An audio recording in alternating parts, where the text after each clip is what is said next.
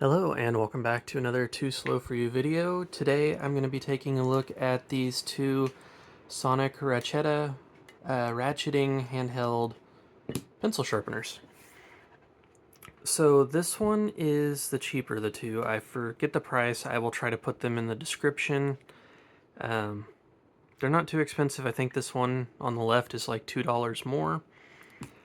But yeah, the idea behind these is when you put your pencil in, you can select if you want a blunt tip or a pointy tip, and instead of having to turn and let go and turn,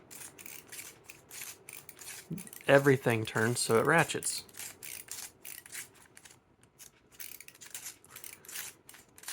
And I found the mechanism works pretty well, but not perfectly.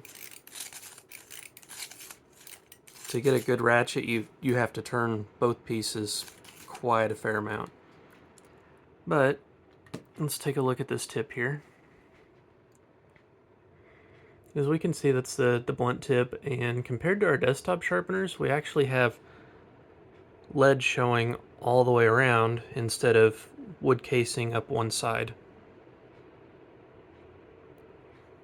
So I do like that. Now if we put it on the sharp setting, like so, let's see if I can get back down to 1, and we keep going a little bit.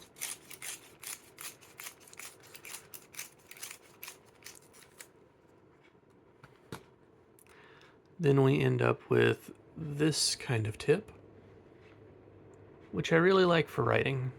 If you can see, it's not perfectly straight. There's a little bit of play in there for you to move the pencil, just due to the way this is built. But overall, it does a good job sharpening pretty evenly on the entire pencil. I really like this one.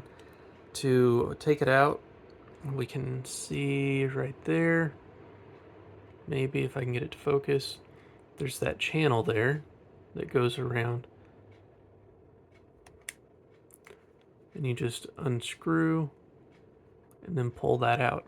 So you've got that little bead right there that goes into the channel. It snaps into place. You can take that out. There's the mechanism for ratcheting. And when we adjust this, let me dump that.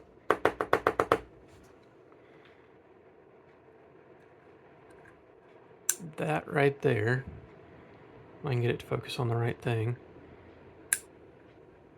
is going to click and press into that right there so that it pushes that in and stops the lead.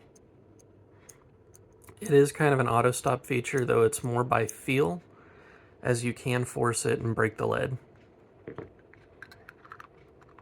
Overall, I do really like this one. It does have a topper if you want to carry it on a keychain or something. It does seem pretty stiff. I think over the course of a year, though, everything being plastic and the thin lid that it's grabbing onto, that might not be the best way to carry it long term. I think in the beginning that's probably fine. But yeah, I do really like this one. Like I said, the one thing I kind of have negative on is that the ratcheting mechanism, you really have to turn quite a bit both ways. If you just do a little bit with like this hand like that much, then sometimes the ratchet doesn't engage and doesn't let you actually ratchet, and you just have to kind of turn more. But yeah, does great. I think it's like a $7 sharpener, but again, I'll put the prices in the description. Now on to this one. This is the slightly more expensive Rachetta. It has a flip top and a side door, and it has this set button. There is no tip length adjustment on this one, but I do like the set button because it'll tell you when to stop, and again, it is a ratcheting. So,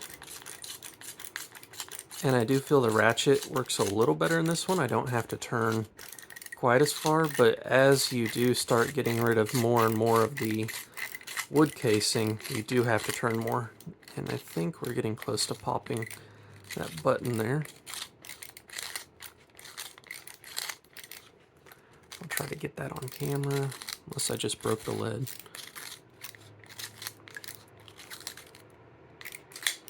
There it went. I'm going to go ahead and give it one more turn, just to get that little piece off, because I took it out as soon as it snapped and didn't get the full wood cut. Let's go ahead and take a look at this. So as we can see, the tip angle's different. It didn't cut the tip quite as nicely either. We can see on this side it's got some digging in it.